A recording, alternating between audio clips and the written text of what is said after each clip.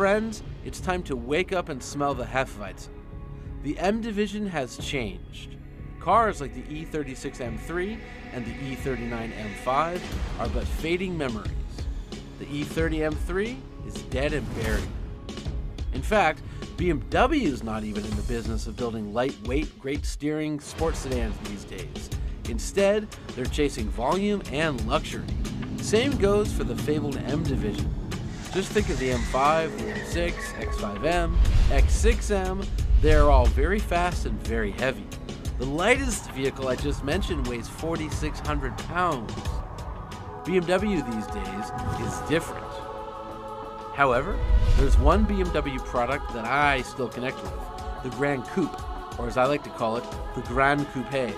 To my mind, it's the near perfect combination of style, luxury, and performance. The Gran Coupe is also sexier, more alive, and just plain more fun than other BMWs. And the M division just sunk their claws into one and are calling the results the M6 Gran Coupe. I have a feeling it just might be BMW's ultimate driving machine.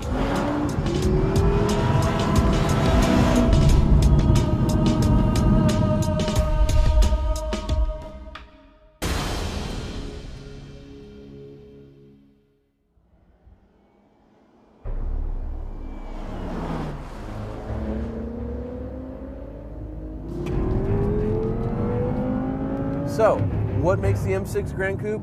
Well, mostly engine. Now, a colleague of ours named Ezra Dyer at Automobile Magazine, he went ahead and took a regular M5, stuck it on a dyno, and it made 660 horsepower. So, I am driving a 660 horsepower car. And remember, come July, they're going to actually be adding something called the competition package or something nuts like that, which is going to add supposedly 25 more horsepower, which means at that point the cars will be about 700 horsepower and still rear-wheel drive. Unbelievable. This car happens to have carbon ceramic brakes, which is good because you need them. You need to haul all this bulk down in a hurry, and if you're on a nice sporty road like this, you want to do it over and over and over again. This car also has a manual transmission. That is a USA only option. And I've driven this car and I've driven the dual clutch, and I'm here to tell you, don't get the manual, get the dual clutch. It just suits the character of the car so much better. And as my cameraman Anthony was pointing out, this particular unit, it's that old Getrag unit. It's already 2 generations out of date. Companies are not putting development money into manuals. They're just not. That technology has reached a dead end. I've got the throttle in Sport Plus, I've got the suspension just in Sport, and the steering just in Sport. Now you can go Sport Plus. I don't like super firm rides. I like cars to lean a little bit when you're going into a corner so you can feel what they're doing. Also, the steering in Sport Plus, it's so artificially heavy, it just kind of feels like an Audi. So, you know, it's an M car, so you know it's going to be fast, but what this car does that the others just kind of can't do is there's something stylish about it, something hip, something cool, for lack of a better term, but it's a good place to be. This might be my favorite interior on the market right now. I mean, they have managed to leapfrog Audi, they've leapfrogged Mercedes, they've leapfrogged Jaguar and whoever else. I mean, this is just such a great looking cockpit.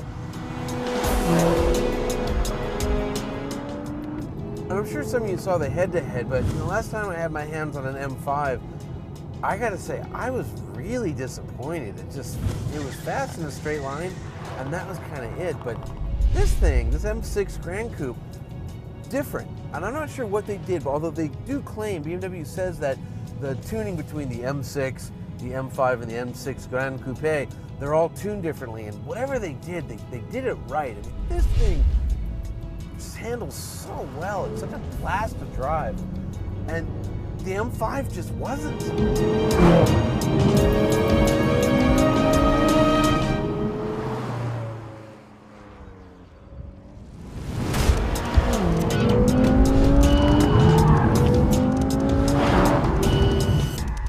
Howdy, y'all. Right now, I'm standing on pit lane at the still new Circuit of the Americas racetrack just outside of Austin, Texas. This is the big Texas-sized F1 track. And I'm standing right next to the very first M Division product. This is the car that started it all, the legendary BMW M1. Why? Well, if you're going to talk M Division and racetracks, you got to start with this car. But also, it's nice to know where a brand comes from.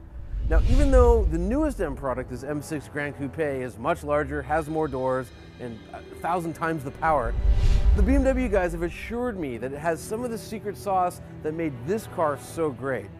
Does it? We're about to find out. Also, we are ditching the manual transmission for a dual clutch. Why? Because we're on a racetrack and it works better. Anyways, wish me luck.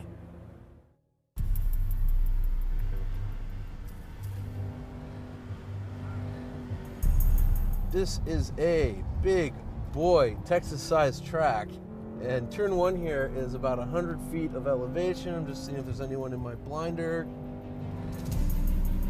And this is the third gear corner, and one of the things I like best about this M6 Gran Coupe, and really all of the modern M's, is the heads-up display. It really lets you know exactly when you need to be changing gears.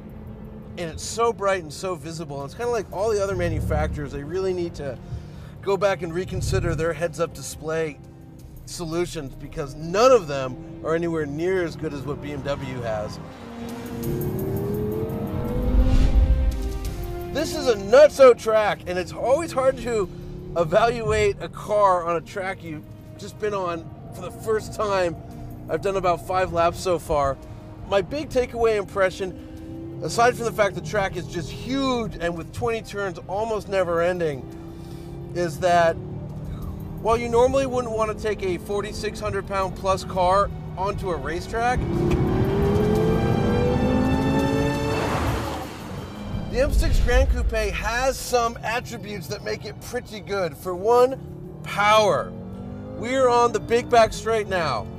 This is a 3/4 of a mile straight, and by the end of it, we'll be going 150 miles an hour. Right now, 127. 130, 140, 150, braking zone. And what's nice is these carbon ceramic brakes, actually I overbraked. You can just grenade the brakes, going 60 miles an hour right now, into this turn, get on the gas.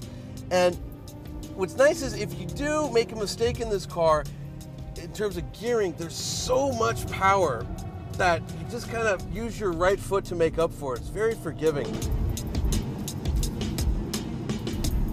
And so what's going through my head right now is that, as we discovered on the road portion of this drive, this is a proper luxury car. It's a Gran Turismo, a Grand Tourer. Yet here we are on an F1 track, and this thing's absolutely eating it up. I mean, what a monster of a car. My camera guy, Anthony, he was calling it Dr. Jekyll and Mr. Hyde, but he's absolutely right, except that Mr. Hyde can drive, and this car, and you wouldn't think it, cars this heavy shouldn't handle like this, but just digs in and goes, and I don't know, they've really got something special on their hands here. And it really makes you wonder,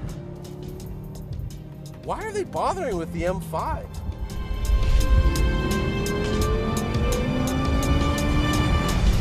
And more impressively, I mean, it's been so long since I've had this much fun in a modern BMW. The story lately has been, the steering, can't hear anything, and you have a little bit of that in this car, but there's something magical about the Gran Coupe platform, and then you stuff that M5, M6 motor in here, and my God, I'm going 150 miles an hour right now. Jesus, what a car! Unbelievable, unbelievable car. Aside from a lower price, there's very little else you could ask for in a car. I had a feeling going in that I would enjoy the BMW M6 Gran Coupe, but I had no notion that I'd walk away quite so in love. There is absolutely no question in my mind. The M6 Gran Coupe is BMW's ultimate driving machine.